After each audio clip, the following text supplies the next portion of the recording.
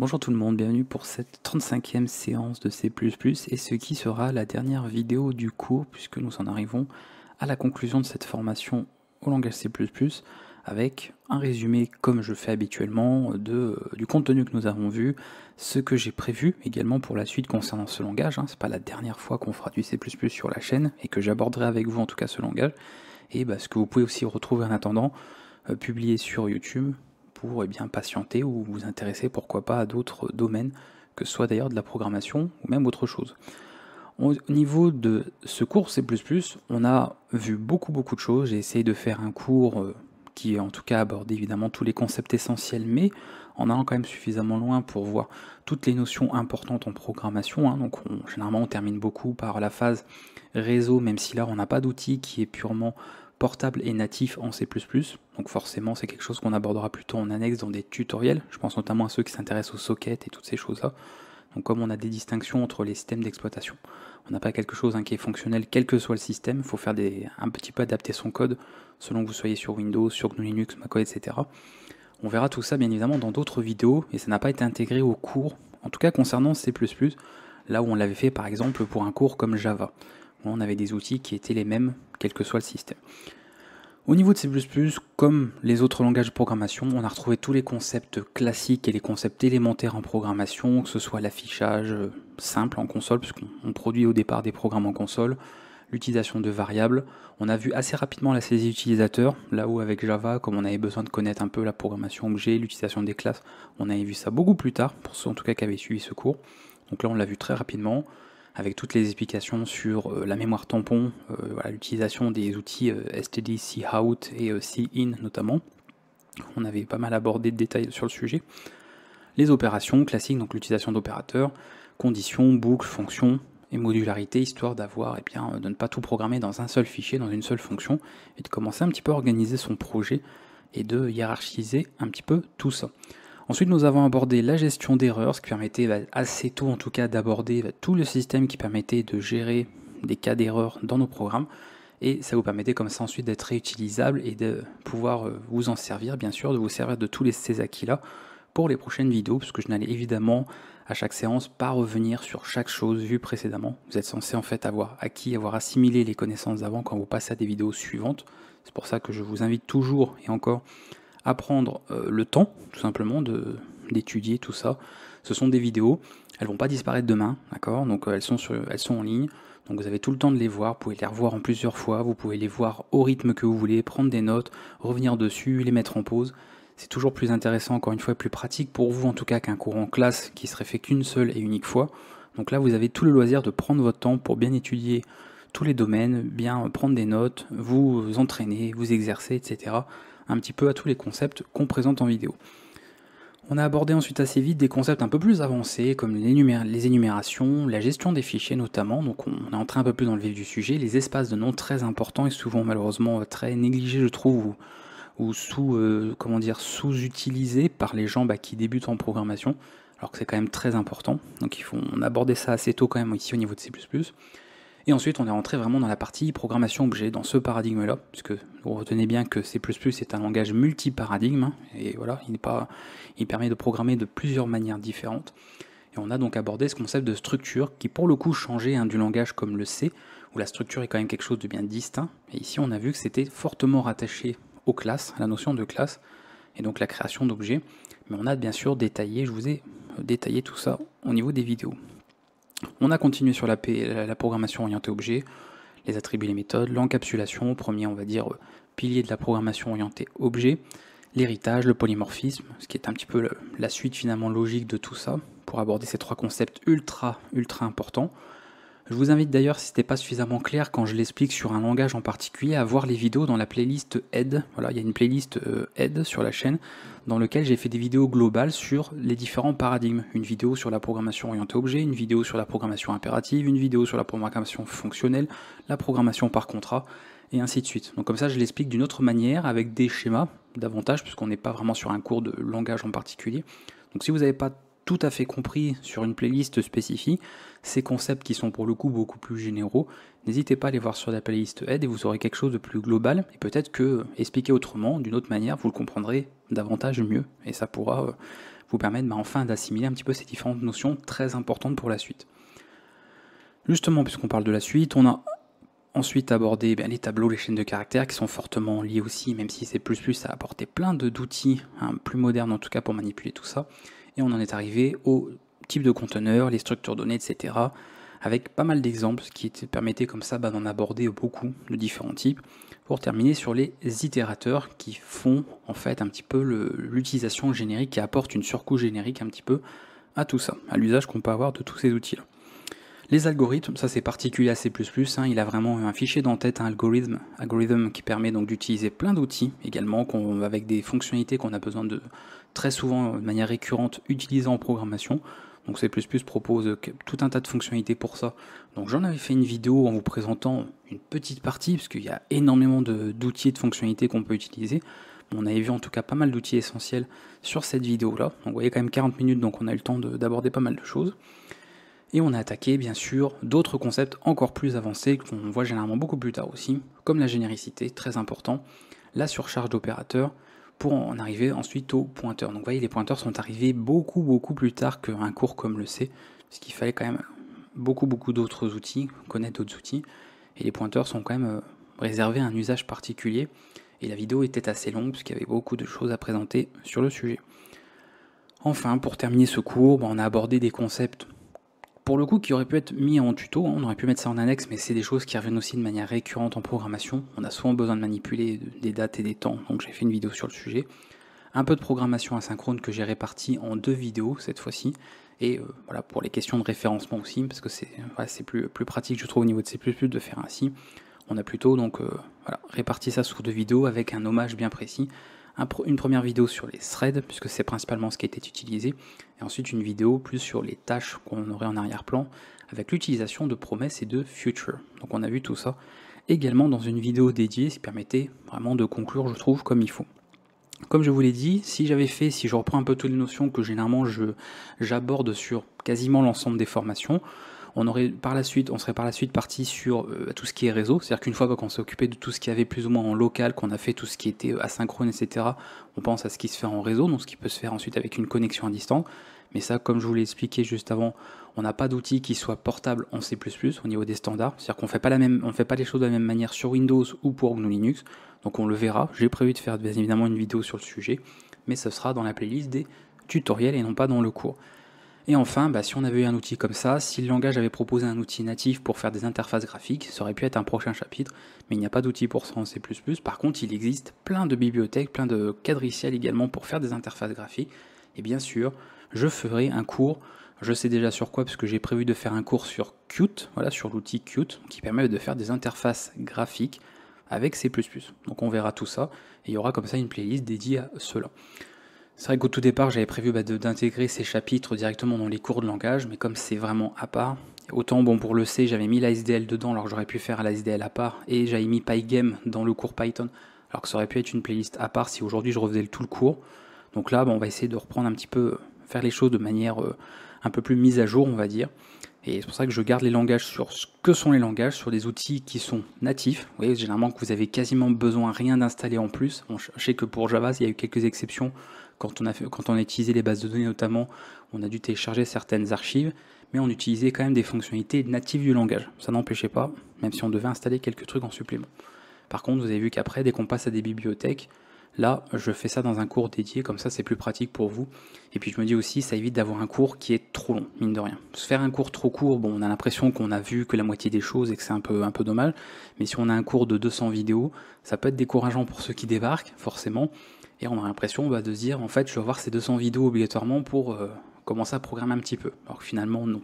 Ça, vraiment, C++, pour vous donner une indication, sans parler des concepts, encore une fois, plus abstraits, plus généraux, c'est-à-dire que ce soit les principes, je pense notamment aux principes solides, je pense le respect des standards, les manières de programmer, tous ces outils-là, les patrons de conception, voilà, toutes ces choses-là, c'est des choses que je n'aborde généralement pas, en tout cas en théorie, dans les cours de langage, puisque le cours de langage programmation, c'est le langage en lui-même. Tous les concepts ensuite de la manière de programmer, les patrons d'architecture, les patrons de conception, sont abordés sur des vidéos dédiées.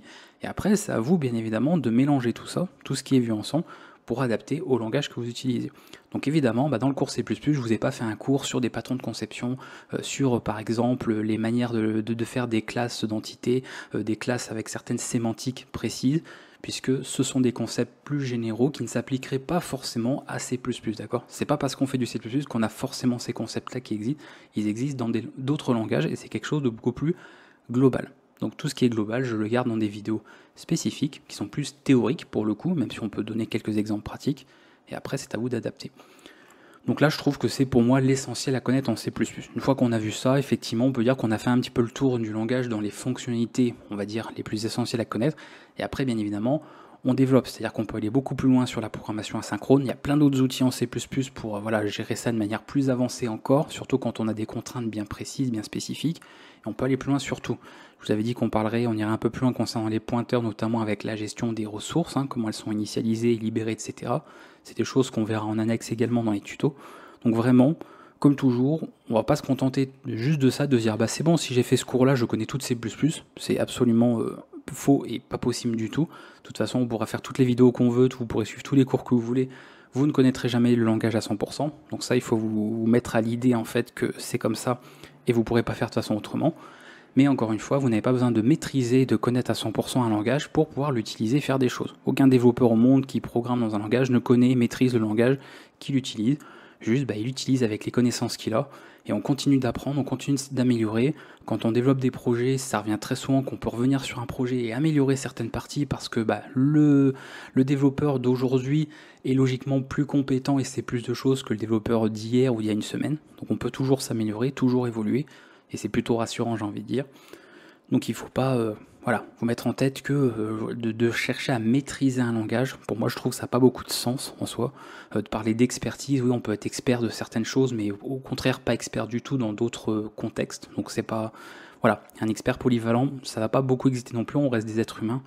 Donc essayez juste de vous débrouiller avec ça, de combler les lacunes ou les manques que vous avez en apprenant, simplement, en travaillant sur ce qui vous manque, si vous avez besoin de réaliser un projet bien particulier ou répondre à un besoin en particulier, et ça ira. Voilà, il n'y a pas besoin de savoir tout faire, de tout connaître, ça n'a pas de sens, et vous n'avez pas besoin de ça, rassurez-vous, pour pouvoir programmer et développer des applications, même à titre professionnel. Voilà, donc rassurez-vous. Voilà pour C++. Donc vous savez, au niveau du cours, j'ai fait un assez long résumé sur ce sujet, sur ce qui vous attend. Donc on travaillera avec Qt, donc ce sera en C++. On fera sûrement il y aura peut-être de prévu, alors c'est pas pour maintenant, mais si un jour je veux faire aussi une bibliothèque de rendu 2D, un peu comme la SDL en langage C, si je fais quelque chose en C++, il y a de fortes chances que ce soit une playlist sur SFML, d'accord? À moins que d'ici là, il y ait un outil qui soit un petit peu plus, on va dire, mis au devant, un peu plus moderne, un peu plus évolué, qui suit un peu plus les nouvelles technologies. Donc on ne sait pas, parce que les choses avancent tellement vite que je ne peux pas vous garantir que ce sera forcément ça. Mais en tout cas, à cette date, au moment où j'enregistre cette vidéo, si je prévois d'aborder une bibliothèque de rendu en C++, eh bien ce sera la bibliothèque SFML. Et c'est celle-ci qu'on verra donc en C++, sauf changement bien sûr ultérieur. Et pour les interfaces graphiques, je vous l'ai dit, on abordera Qt, il y aura une playlist dédiée à cela. Voilà, comme ça C++, on a fait un petit peu le tour de ce qui vous attend éventuellement pour la suite sur ce langage en particulier. Sinon, comme d'habitude, pour les autres qui veulent patienter, qui veulent s'intéresser à d'autres choses, je vous renvoie, comme toujours, comme je le ferai à chaque fois, je pense, sur les vidéos de conclusion de la chaîne, sur le dépôt GitHub formation vidéo de mon GitHub. Attention, il fallait chercher très loin.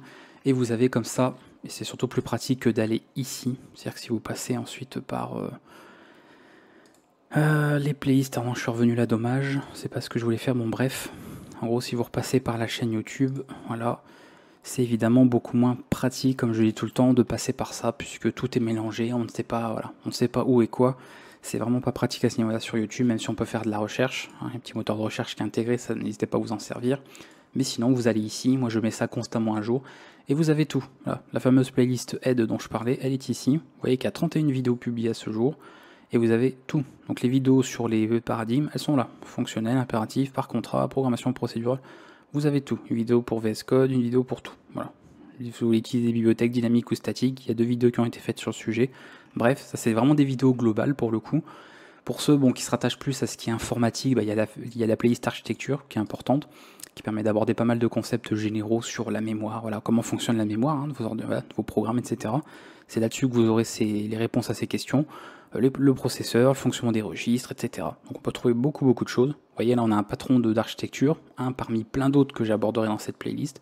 Donc si vous voulez savoir comment utiliser le patron MVC, je ne vais pas vous l'expliquer dans le cours de Java ou dans le cours de PHP, d'accord, parce que c'est pas propre à ce langage. Je vous l'explique dans cette vidéo-là. Et après, ce que vous avez dans cette vidéo-là, vous pouvez l'appliquer ailleurs. En plus, si je dis pas de bêtises, dans cette vidéo, j'ai dû proposer une archive avec des exemples d'applications de ce patron dans plein de langages différents. Donc vous n'avez pas d'excuses, vous avez même du code qui a été fait alors que j'aurais pu juste faire une vidéo théorique et vous laisser avec ça. Donc vous avez vraiment pas mal de choses. Je vais même vérifier avant de dire des bêtises.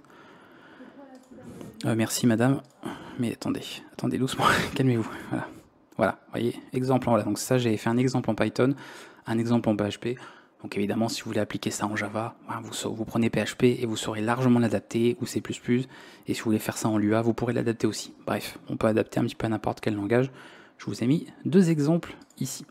Donc sa playlist très importante, c'est une playlist théorique vraiment, il n'y a pas de mise en pratique on va dire, c'est purement théorique, c'est pour ça qu'il n'y a pas de tuto, pas d'exo. Ça peut être pas mal pratique par rapport à tout ça. Et après, vous avez beaucoup de langages, vous voyez que plein de cours sont déjà terminés à ce jour, donc pas besoin d'attendre les prochaines séances. Donc si vous voulez vous mettre au web, vous intéresser à Java, du JavaScript, SQL, vous voyez que Rust ne devrait pas tarder à arriver. On a beaucoup de choses, on a d'autres outils, donc ça, généralement c'est les outils à aborder une fois qu'on connaît les langages en question. Si on veut faire du Django, faut suivre le cours Python d'abord. Si on veut faire du JavaFX, il faut faire le cours Java d'abord, et ainsi de suite. Voilà, faites les choses dans le bon ordre et pas à l'envers, et tout se passera bien. Si vous n'êtes pas encore bien à jour, bien à l'aise avec votre système d'exploitation, parce que ça devrait être ça qui devrait être abordé avant même de vous intéresser à des langages, parce que j'ai quand même des gens qui abordent des cours de programmation et qui ne comprennent pas pourquoi les mises à jour ne s'appliquent pas sur leur code, et que je leur dis en fait il faut enregistrer votre fichier. Si j'en viens à vous aider là-dessus, sur le fait qu'il faut enregistrer un fichier pour qu'il soit pris en compte sur votre espace de stockage, donc votre disque dur, c'est que vous avez des lacunes, des choses qui vous manquent concernant les systèmes d'exploitation. Donc vous devriez, c'est par là que ça devrait commencer au niveau programmation, avant de s'intéresser à un langage, c'est déjà d'apprendre à utiliser son système. Donc vous avez un cours de Linux qui est terminé, avec une partie sur le langage Bash, et vous avez un cours Windows qui est déjà pas mal avancé, avec une partie qui a déjà commencé d'ailleurs sur PowerShell. Donc c'est assez complet aussi, et vous avez largement de quoi faire. Je vais en rester là, je vous ai dit tout ce que je voulais dire, pareil, il y a les contenus que j'aimerais éventuellement aborder dans le futur, donc je les ai mis là, généralement, pour ceux qui me demanderaient, mais est-ce que tu as prévu de faire tel truc, est-ce que tu comptes un jour aborder, vous voyez, SFML c'est là, est-ce que tu comptes faire du React? Oui, je l'ai noté là. Encore une fois, c'est pas parce que c'est noté ici que je vais forcément le faire, alors, je sais qu'à une époque j'avais mis jQuery, et puis finalement je l'ai enlevé, puisque aujourd'hui, en 2023, faire du jQuery, ça a beaucoup moins de sens, et si vous voulez au pire l'apprendre, vous trouverez des cours sur internet pour le faire, mais je ne compte plus faire de cours sur jQuery, comme c'était prévu pourtant il y a plus quelques années, puisque maintenant il y a des outils beaucoup plus modernes, et il y a beaucoup de choses qu'on peut faire aussi maintenant en JavaScript de manière native, et on n'a plus besoin de passer par un plugin pour le faire. Donc les choses évoluent, donc forcément les idées de cours à faire peuvent changer au fur et à mesure bien sûr des avancées technologiques et des changements majeurs qu'on connaît un petit peu en informatique. Moi je vais vous dire à bientôt, s'il y a des questions comme d'habitude n'hésitez pas. Généralement sur ces vidéos de conclusion, j'attends toujours un petit peu des retours. Est-ce que vous avez rencontré des difficultés en particulier sur une séance, par exemple, bien précise, qui vous a posé plus de difficultés qu'une autre, des concepts sur lesquels il faudrait revenir, est-ce qu'il y a des choses qui vous ont... je sais pas, qu'est-ce que vous comptez faire ensuite maintenant que vous connaissez C++, pourquoi vous avez appris ce langage, quel était l'objectif derrière, qu'est-ce que vous comptiez, qu'est-ce que vous comptez développer maintenant que vous connaissez ça, ou est-ce que vous attendez en fait d'aborder une d'autres bibliothèques, ou même vous aviez prévu d'apprendre à utiliser une bibliothèque, et vous aviez besoin de connaître C++ avant, donc vous avez suivi ce cours-là, et maintenant c'est bon, vous allez pouvoir vous initier à l'utilisation d'un outil en C++, maintenant que vous savez un minimum vous débrouiller avec le langage. Donc n'hésitez pas à me partager un petit peu tout ça dans les commentaires, et moi je vous dis à bientôt pour de nouveaux contenus sur la chaîne. À bientôt.